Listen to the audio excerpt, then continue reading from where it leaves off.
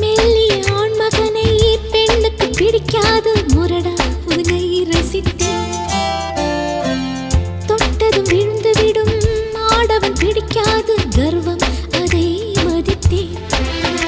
முடி குத்தும் முந்தன் மார்பு என் பஞ்சமே